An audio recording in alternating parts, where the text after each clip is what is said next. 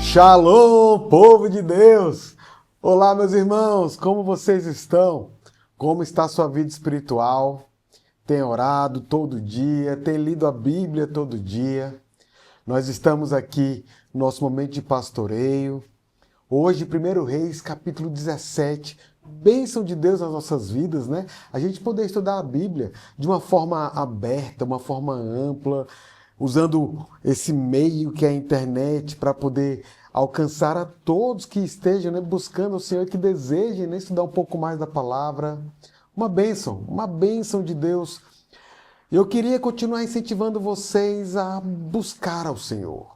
Eu queria continuar incentivando vocês a cultuar a Deus, a participar do culto de verdade, assim, vir para adorar o Senhor, de ter essa vida diária, temendo a Deus, né? Colocando tudo aos pés dele, tudo no altar do nosso Pai. Amém? Vamos orar? Senhor, obrigado, Pai, por este momento de pastoreio. Obrigado porque Tu sendo o único e verdadeiro Deus, Tu sendo esse Deus que é todo-poderoso, esse Deus que é soberano, esse Deus que é incomparável.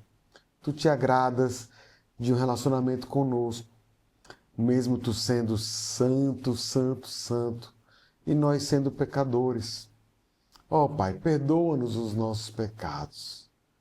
Nós precisamos de Ti para poder Te conhecer, para poder aprender de Ti, para termos intimidade contigo. Então vem, Pai, ao nosso encontro neste momento, em nome de Jesus. Amém. Meus irmãos, vamos louvar a Deus.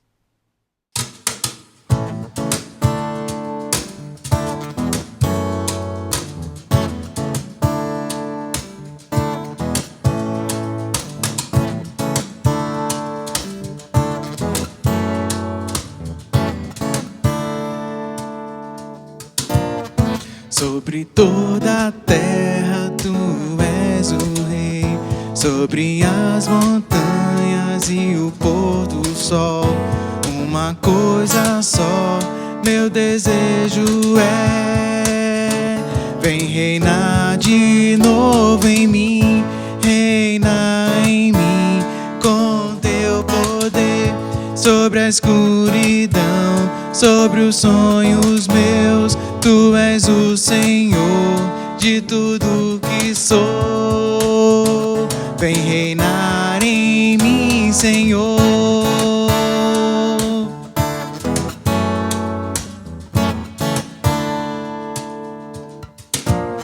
Sobre o meu pensar, tudo que eu falar, faz-me refletir a beleza que há em Ti. Tu és para mim mais que tudo aqui. Vem reinar de novo em mim, reina em mim com Teu poder. Sobre a escuridão, sobre os sonhos meus, Tu és o Senhor de tudo que sou. Vem reinar em mim, Senhor, reina em mim com Teu poder.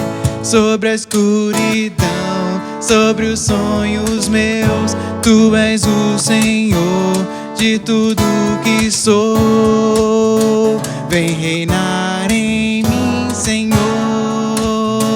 Vem reinar em mim, Senhor. Vem reinar em mim, Senhor.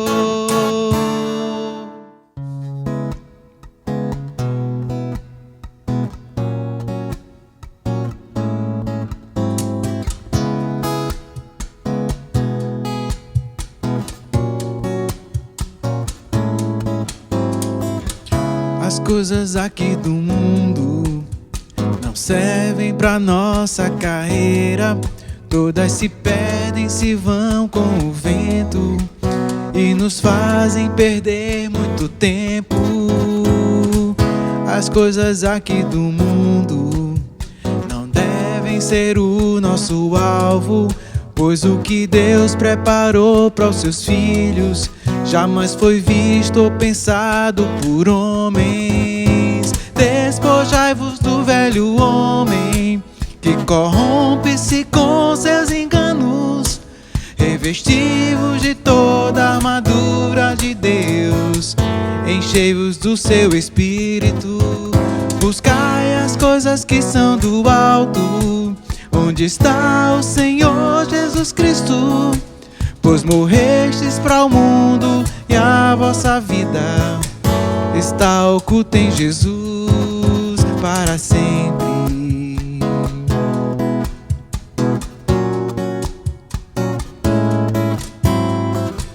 Não ameis o que há no mundo, a cobiça, a soberba da vida, pois muito em breve este mundo irá se findar. Só os que estão em Deus vão permanecer. Ameis acima de tudo ao único Deus do universo, pois nele não há mudança ou variação. Suas promessas todas irá cumprir. Despojai-vos do velho homem, que corrompe-se com seus enganos. Revesti-vos de toda a armadura de Deus, enchei-vos do seu Espírito. Buscai as coisas que são do alto, onde está o Senhor Jesus Cristo. Pois morrestes para o mundo e a vossa vida está oculta em Jesus para sempre. Está oculta em Jesus para sempre. Está oculta em Jesus para sempre.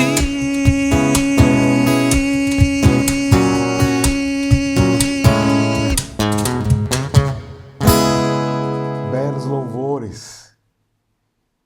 E a sua vida, mais uma vez eu pergunto, como está a sua vida, meu irmão? A gente tem visto tanta coisa acontecer, né, em todo o mundo, mas no nosso país, no nosso estado, na nossa cidade, sempre são coisas que nos alcançam, né, porque estão mais próximas do que a gente vive, mais próximos da nossa rotina. Como é que isso tem interferido na sua vida? Meus irmãos, não se abale, porque o nosso Deus, Ele ouve as nossas orações e Ele responde no tempo certo a todas elas. Ele nos dá o que é melhor para nós. Aleluia! Eu queria te falar assim, coloca o teu motivo de oração aí no chat, teu motivo pessoal, para a gente poder orar, né, uns pelos outros, para a gente poder humildemente se chegar à cruz, né, e buscar o favor do Senhor. Chama também quem você conhece para estar conosco neste momento e a gente vai orar. A gente vai orar porque é certo que o reino é de Deus, que o povo é de Deus, que a obra ela é de Deus, a missão é de Deus. E nós somos esses privilegiados que participamos disso. Amém? Vamos orar mais uma vez. Senhor, nós queremos te entregar nossas vidas. Nós queremos nos render diante de ti. Perante tantas coisas que acontecem no nosso dia a dia, tantas coisas que nos afligem, tantas coisas que nos trazem algum tipo de ansiedade, mas nós sabemos que temos a quem recorrer. Tu és o nosso refúgio, mas tu também és a nossa torre forte, a nossa fortaleza. Senhor, nós queremos te pedir que tu cuides, Pai, cuides das nossas vidas, cuide dos nossos corações, das questões que nós temos, às vezes, tentado tomar o controle para nós mesmos, que nós estamos nos afobando. Ó Senhor, tem misericórdia de nós. Abençoa, Senhor, a nossa igreja, abençoa nossos pastores, nossas congregações. Abençoa também os irmãos que estão passando por algum tipo de dificuldade, por algum vale, seja uma questão de relacionamento, seja uma questão financeira, de emprego, de saúde. Deus, tu pode todas as coisas, tu és especialista em desatar esses nós, então vem, Pai, vem ao nosso socorro, nos ajuda, nos faz olhar para Ti, nos faz lembrar de olhar para além do sol, para além das coisas que se apresentam aqui neste mundo e podermos ver que o que de Ti recebemos é muito melhor, é muito melhor. E isso tem que encher o nosso coração de alegria. Nos ajuda, Pai, a nos alegrarmos em Ti, a descansarmos em Ti, a confiarmos em Ti. É o que nós te rogamos em nome de Jesus. Amém. Irmãos, hoje é um capítulo muito especial da Bíblia. Eu não sei se você tem essa informação, mas 1 Reis, capítulo 17, é onde surge, onde primeiro é mencionado um personagem tão conhecido por todos nós, que é o profeta Elias. É o primeiro momento na Bíblia, né, que surge Elias. E Elias, ele inicia seu ministério em um momento de muita crise no Reino do Norte. Então, eu estou só situando vocês, tá? Vocês se lembram lá que após Salomão voltou a ter uma divisão no reino de Israel, 10 tribos do norte, que chamava-se de Israel, o reino do norte, né? 2 tribos no sul, Benjamim e Judá. E de Judá haveria, né? Então, Jesus, mais para frente, na história, né? E o Reino do Norte, ele foi levado cativo primeiro, foi um povo que ficou mais distante de Deus, né? E que viveu diversas crises. Elias inicia seu ministério nesse local e durante essas crises, né? Só para dar uma ideia aqui para vocês, o primeiro rei do Reino do Norte foi Jeroboão I. Ele reinou 22 anos e a Bíblia diz que ele fez o que era mal perante o Senhor. O sucessor de Jeroboão I foi Nadab, seu filho. Ele reinou só 2 anos, mas fez o que era mal perante o Senhor e foi assassinado. Quem assassinou Nadab, Baasa, fez o que era mal perante o Senhor e governou por 24 anos. Com a morte de Baasa, seu filho, Elá, continua fazendo o que era mal perante o Senhor. Governou por apenas 2 anos e foi assassinado também. Quem o assassinou assume o trono e não conseguiu reinar porque foi cercado e então cometeu suicídio. Ascende ao poder após esse fato Onri, que foi pior que os anteriores. É assim que a Bíblia apresenta Onri, pior que os anteriores, e governou por 12 anos. Com a morte de Onri, o filho dele, Acabe, reina por 22 anos. E a Bíblia diz que Acabe foi o pior de todos os reis de Israel. É aqui que começa, é aqui que nos é apresentada a história de Elias. É nessa conjuntura de crise sem igual, de crise sem precedentes na história de Israel, que Deus levanta Elias. E eu queria já, assim, nessa introdução, chamar a atenção a uma coisa, porque Deus não levantou um partido político, Deus não levantou uma denominação, Deus não levantou um grupo de homens, Deus levantou um homem chamado Elias. E hoje a gente vai pensar na história dele aqui em alguns aspectos, né? Então, abra aí sua Bíblia, acompanhe a leitura comigo, a gente vai lendo e vai conversando, como, né, costumeiramente fazemos. E Elias, então vamos lá, 1 Reis, capítulo 17, versículo 1, diz assim: Então Elias, o tesbita, dos moradores de Gileade, disse a Acabe. Vocês se lembram, né? Acabe é o pior de todos os reis. E a gente tá vendo que Elias está lá no reino, está lá dentro do palácio. O negócio começou assim.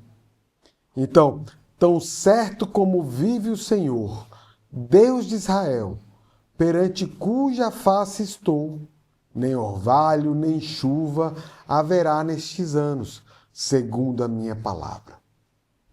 Veio-lhe a palavra do Senhor dizendo... Deixa eu parar no versículo 1, porque o versículo 2 já vai adiantar aqui, mas eu queria parar nesse versículo 1. Porque quando a Bíblia fala que Elias, o tesbita, está falando da origem dele. Elias, ele veio de Tesbe.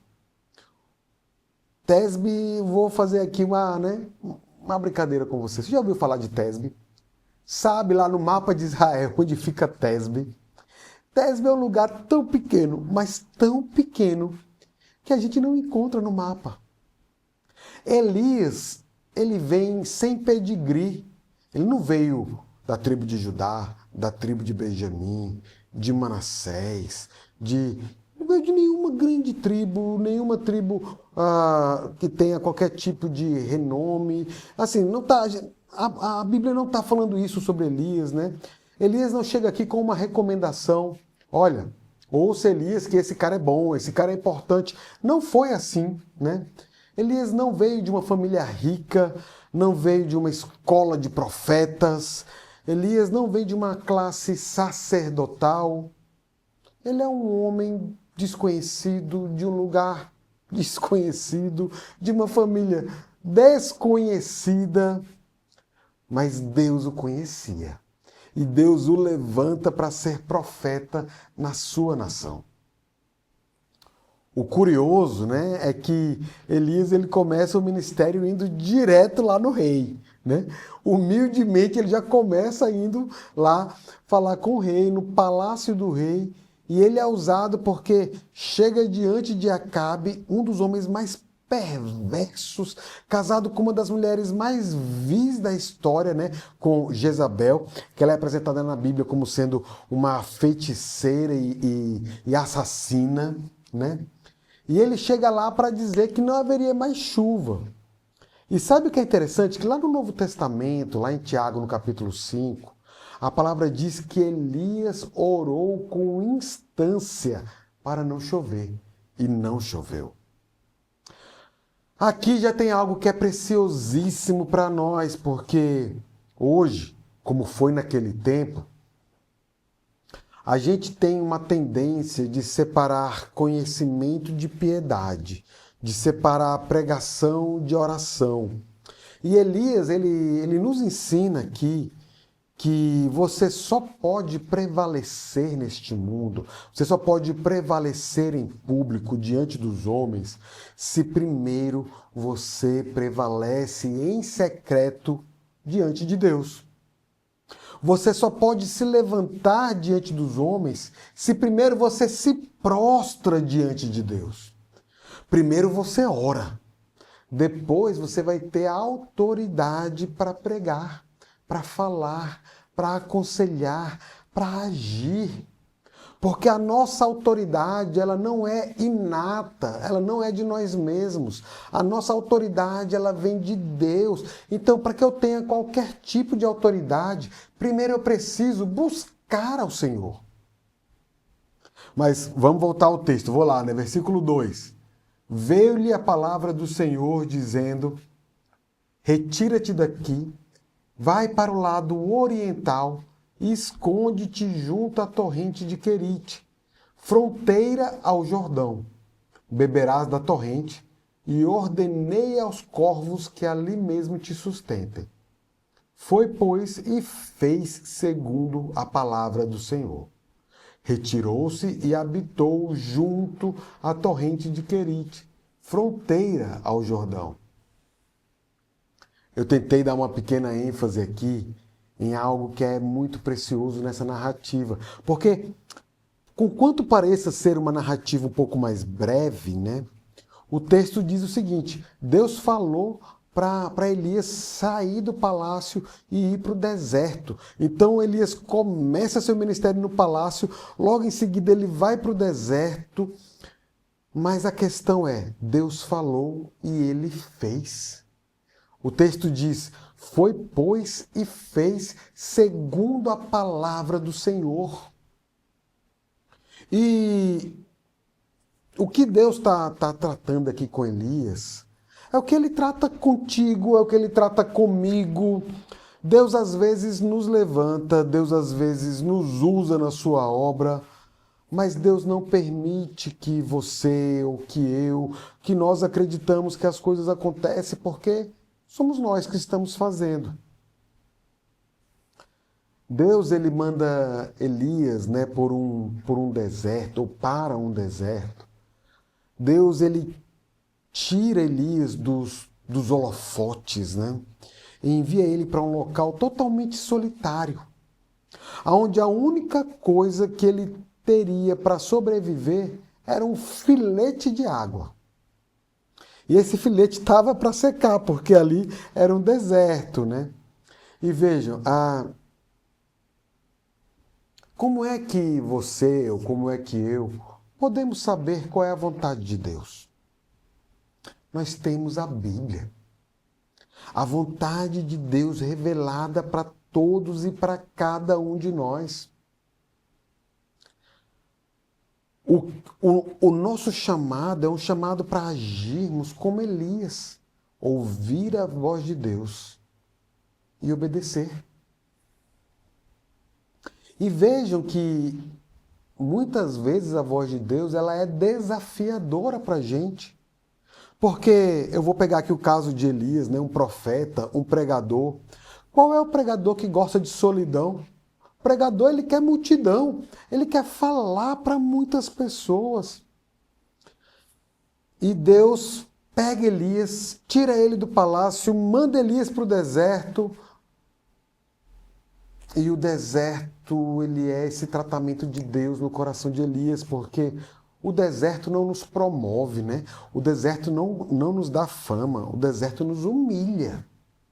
O deserto não acende holofotes para quem nós somos, para o que nós fazemos. Na verdade, o deserto apaga as luzes. O deserto não nos enaltece. De verdade, o deserto humilha. Porém, o deserto, ele nunca é, preste atenção nisso, o deserto nunca é um acidente no percurso da vida. O deserto, ele é uma agenda de Deus. O deserto, ele eu vou usar aqui as palavras do reverendo Hernandes Dias Lopes, ele é a escola superior do Espírito Santo, é a faculdade de Deus, onde Deus treina os seus líderes mais importantes. Vamos lembrar aqui alguns nomes, rapidamente. Moisés, Deus levou para o deserto. Elias, a gente está vendo aqui, foi para o deserto. O próprio Jesus Cristo foi para o deserto. Paulo foi para o deserto. João Batista vivia no deserto. Então, meu irmão, minha irmã, se você está passando por um deserto, não reclame. Deus está trabalhando na sua vida. A primeira coisa que Deus trabalha em Elias é a própria vida dele. Porque no deserto, Deus revela para nós que nós não somos nada. E no deserto, a gente consegue perceber que Deus é tudo. Deus está muito mais interessado em quem nós somos do que naquilo que a gente possa fazer. Porque se tem uma coisa que eu posso afirmar para vocês, é que Deus sempre pode achar alguém que pode fazer melhor do que a gente. Então não é sobre o que nós somos capazes, aptos, competentes para fazer. É sobre nós. Vida com Deus precede trabalho para Deus. Primeiro Deus trabalha em nós, para depois Deus trabalhar através de nós. Primeiro Deus quer o ofertante. Primeiro vem o ofertante, para depois vir a oferta. Em segundo lugar, a escola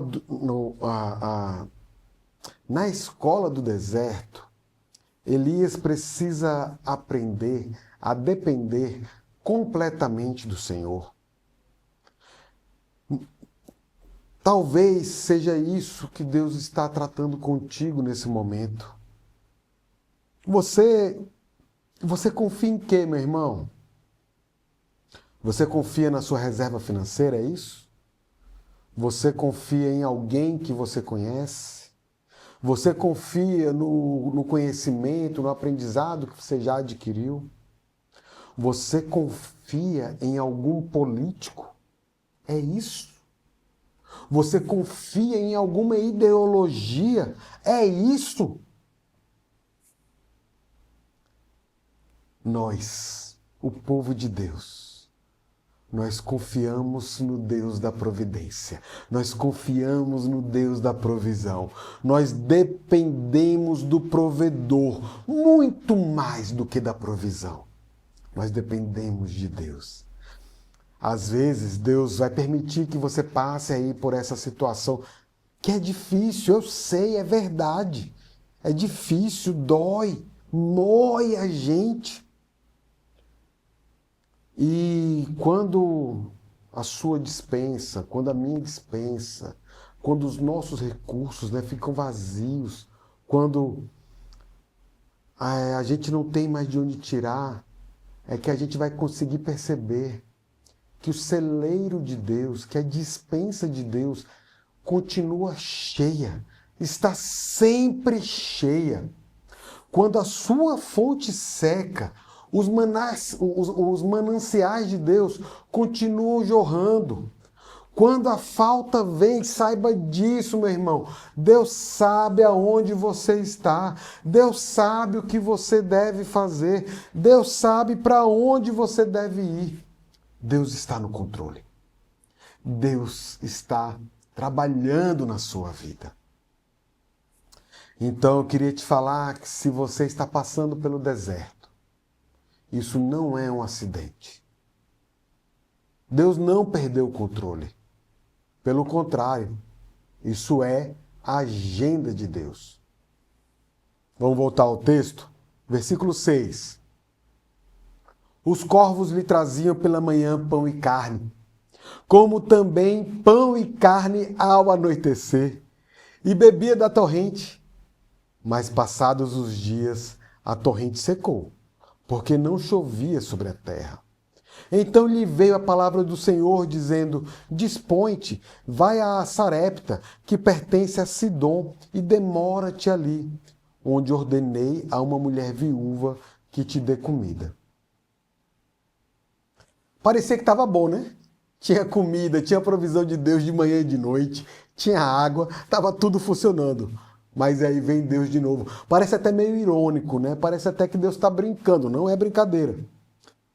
Mas Deus fala assim: Elias, vai ali para Sarepta.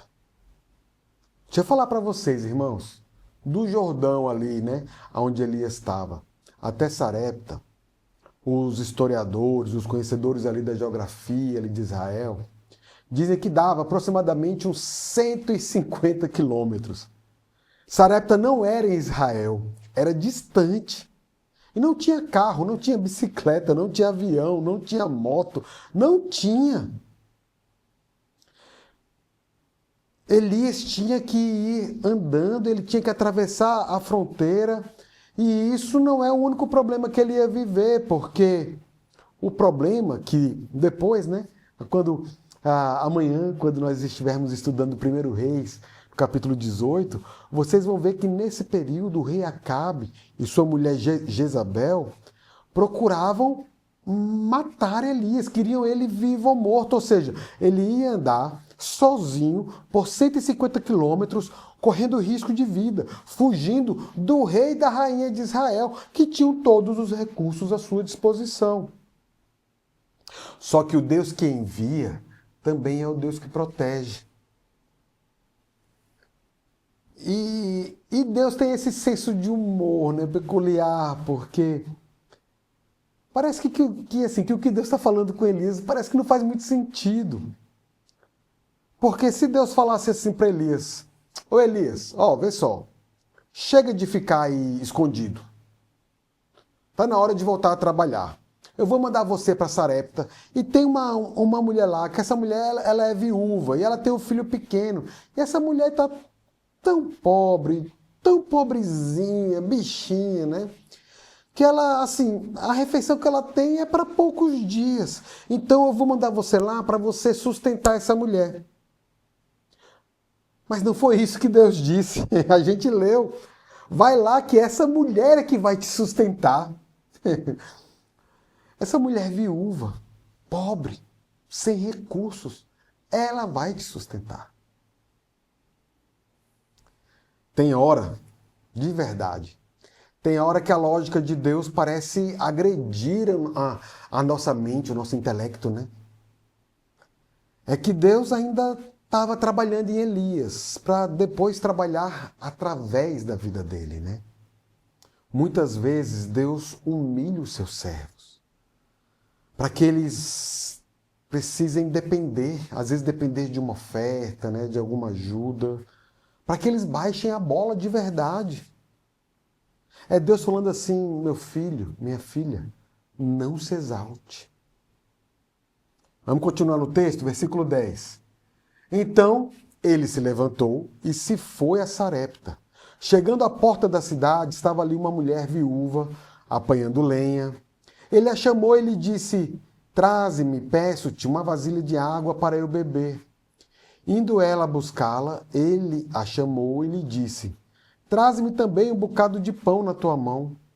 Porém ela respondeu, tão certo como vive o Senhor teu Deus, nada tenho cozido. Há somente um punhado de farinha numa panela e um pouco de azeite numa botija. E vês aqui, apanhei 2 cavacos e vou preparar esse resto de comida para mim e para o meu filho. Comê-lo-emos e morreremos. Olha a perspectiva da mulher. Ia preparar a última refeição e já estava esperando a morte. Versículo 13. Elias lhe disse, não temas, vai e faze o que disseste. Mas primeiro, faze dele para mim um bolo pequeno e traze-mo aqui fora. Depois farás para ti mesmo e para teu filho.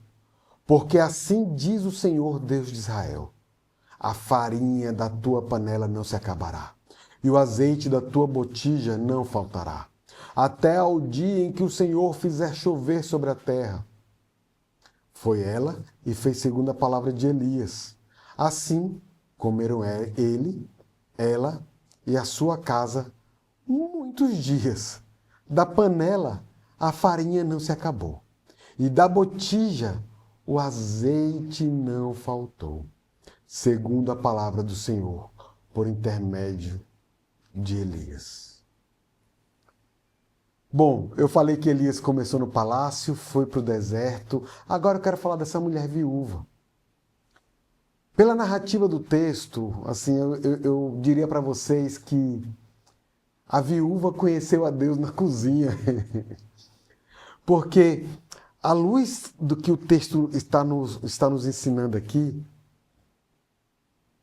Deus não chegou lá e simplesmente multiplicou um saco de trigo e um tonel de azeite para a mulher. Não foi isso que aconteceu. Todo dia era um milagre. Todo dia aquela viúva ia para a cozinha e fazia a refeição e ela olhava na vasilha e estava lá o azeite. Ela olhava na panela e estava lá a farinha. E ela fazia, depois voltava, olhava e os recursos tinham voltado ao mesmo nível. Eram milagres diários na vida daquela mulher. E isso é maravilhoso. Sabe por quê, meu irmão? Porque Deus começou a fazer milagre de água na sua vida, na minha vida. Esse Deus, ele ainda é o Deus que ele multiplica a farinha, que ele multiplica o azeite na nossa botija diariamente. É o Deus que nos dá água diariamente. Ele é o Deus da nossa provisão. A gente muitas vezes tem a tendência a querer ver o milagre das coisas extraordinárias, né?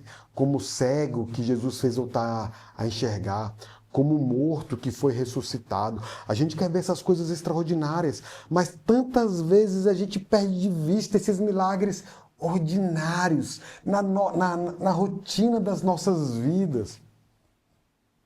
O simples fato de você sair de casa todo dia e voltar para casa todo dia, você sai para o trabalho todo dia e volta do trabalho todo dia, de você pegar o seu filho e levar para a escola e depois trazer o seu filho da escola para casa todo dia. E isso ano após ano, semana após semana, mês após mês, ano após ano. Isso é um milagre em nossas vidas. Nós vivemos há poucos anos atrás uma pandemia a nível global. O ar cheio de vírus, de bactérias. E por que você está aí? Por que eu estou aqui? Quantos livramentos Deus já nos deu? E tantas vezes a gente nunca nem percebeu que foi um livramento. Basta Deus estalar os dedos. E a nossa vida já era. Mas Deus se agradou em nos guardar, e nos livra, e nos protege, e cuida de nós todo dia. Quantos riscos você já viveu, Deus te livrou e você nem percebeu. Esse é o seu Deus. Ele faz o extraordinário. E Ele também faz milagres no ordinário da vida. Ele dá saúde, Ele dá apetite, Ele dá paladar, Ele dá alimento, Ele dá sede para que você beba água, Ele dá força para o seu corpo trabalhar, pensar, agir. Esse é o nosso Deus. É o mesmo Deus de Elias, é o mesmo Deus da viúva, é o seu Deus também. Versículo 17. Depois disto, adoeceu o filho da mulher, da dona da casa, e a sua doença se agravou tanto que ele morreu. Então disse ela a Elias: que fiz eu, ó homem de Deus? Vieste a mim para trazeres à memória a minha iniquidade e matares meu filho? Ele lhe disse: dá-me o teu filho. Tomou-o nos braços dela e o levou para cima, ao quarto, onde ele mesmo se hospedava, e o deitou em sua cama. Então clamou ao Senhor e disse: ó Senhor meu Deus, também até a esta viúva, com quem me hospedo, afligiste, matando-lhe o filho? E estendendo-se 3 vezes sobre o menino, clamou ao Senhor e disse: ó Senhor, meu Deus, rogo-te que faças a alma deste menino tornar a entrar nele. O Senhor atendeu a voz de Elias, e a alma do menino tornou a entrar nele, e reviveu. Elias tomou o menino e o trouxe do quarto à casa, e o deu à sua mãe e lhe disse: vê, teu filho vive. Então a mulher disse a Elias: nisto conheço agora que tu és homem de Deus, e que a palavra do Senhor na tua boca é verdade. Meus irmãos, mas vejam só, na mesma casa em que acontecia um milagre diário, aconteceu uma tragédia. Porque, assim, a gente tem que ter muito cuidado com essa teologia que é muito triunfalista, né? Que é só vitória, agora é só vitória. O filho único da viúva adoeceu, morreu.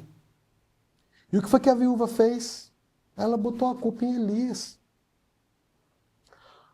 Quando nós somos acusados do que a gente não tem culpa, né, a gente costuma ficar com raiva, a gente vira um leão nessa história aqui. Só que Elias não falou nada para se defender. Elias, ele era inocente. E a viúva estava colocando a culpa nele. Elias não tinha culpa nenhuma. E essa história, ou através dessa história, Elias nos ensina uma outra coisa. Ele não falou uma única palavra em sua defesa. A sua voz para orar por um milagre, pedindo a ressurreição do menino, foi a única fala dele. A boca dele só se abriu para isso. Elias falou com Deus, nos ensinando uma lição muito importante. Se nós orássemos mais, se nós nos defendêssemos menos, se nós orássemos mais e brigássemos menos, nós veríamos mais os milagres de Deus. E o extraordinário, o inédito, o improvável, o milagre, então, acontece. Deus ressuscita o menino. É a primeira ressurreição na história da humanidade aqui, registrada nas Escrituras, né? E tem muita gente hoje, irmãos, que faz propaganda de milagres, né? Que nunca aconteceram e via de regra, faz isso para dizer assim, eu sou o cara, né? Eu sou bom, eu sou santo, venham, né, para ser rebanho meu e tal. Mas Elias não. Elias, né, foi o instrumento de Deus para esse milagre maravilhoso, mas nunca fez propaganda de si mesmo sobre isso. Ele entrega o menino para a mãe, fala para a mulher lá que se Deus ele está usando a sua vida, então que, por favor, bote a sua boca no pó, porque tudo vem dele, tudo é por meio dele e tudo é para ele. O que Deus nos ensina aqui é que ele não divide a sua glória com ninguém. E eu quero terminar esse nosso momento de pastoreio aqui fazendo uma pergunta para você, meu irmão, minha irmã. Onde é que estão os Elias de Deus dos nossos dias? Você é um Elias de Deus? Você se põe nas mãos de Deus? Deus manda vai e você vai? Deus manda fique e você fica? Enfrente e você enfrenta? Você crê que Deus pode, que Deus faz? Você crê que Deus hoje pode tirar você de uma caverna? Deus, ele é o mesmo, ele te conhece. Deus não precisa de estrelas, né, de grandes nomes, de figurões. É gente como Elias, sem pedigree, sem fama, sem medalha, sem mérito, enfim. Gente que Deus pega de um lugar desconhecido, de uma família desconhecida, e ele levanta e usa para a sua glória. Deus nos deu o seu único filho, para que nós pudéssemos tê-lo em nossa jornada. E então, por causa disso, a gente pode responder com convicção a essa pergunta, a essas perguntas que eu fiz, da seguinte forma: eu sei em quem tenho crido. Amém? Vamos orar mais uma vez? Ó Deus, obrigado, Pai. Obrigado por Tua palavra. Obrigado por este confronto que vem diretamente ao nosso coração, à nossa mente e nos revela mais de Ti. Obrigado por Tua palavra que nos coloca no nosso lugar e nos revela que Tu nunca saístes do Teu lugar, de onde Tu mereces, do Teu trono de glória e de honra. Pai, continua nos ajudando a olhar para Ti e nos colocando no caminho que é Teu, para sermos instrumentos Teus no Teu reino. Em nome de Jesus. Amém. Irmãos, vamos ao último louvor? Como descrever, como explicar o amor que vai de leste a oeste e nunca mais vai terminar. Tu me conheces bem, sabes quem eu sou.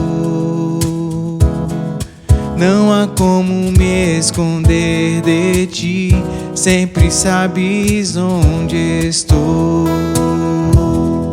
É de coração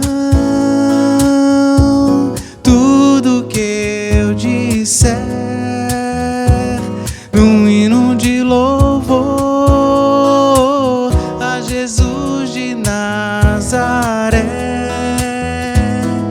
Se as palavras não mostrarem como é grande a minha gratidão, mesmo assim, Senhor, recebe o meu louvor, é de coração. Se eu fizer chover palavras de louvor, ainda assim será tão pouco frente a esse amor. Por isso escute o pulsar do meu coração. És o caminho, a vida e a verdade, te dou minha gratidão. É de coração tudo que eu disser, num hino de louvor a Jesus de Nazaré. Se as palavras não mostrarem como é grande a minha gratidão, mesmo assim, Senhor, recebe o meu louvor, é de coração, é de coração, é de coração. Tudo que eu disser, num hino de louvor a Jesus de Nazaré. Se as palavras não mostrarem como é grande a minha gratidão, mesmo assim, Senhor, recebe o meu louvor, é de coração. Mesmo assim, Senhor, recebe o meu louvor, é de coração. É isso. Até a próxima. Deus te abençoe. Tchau, tchau.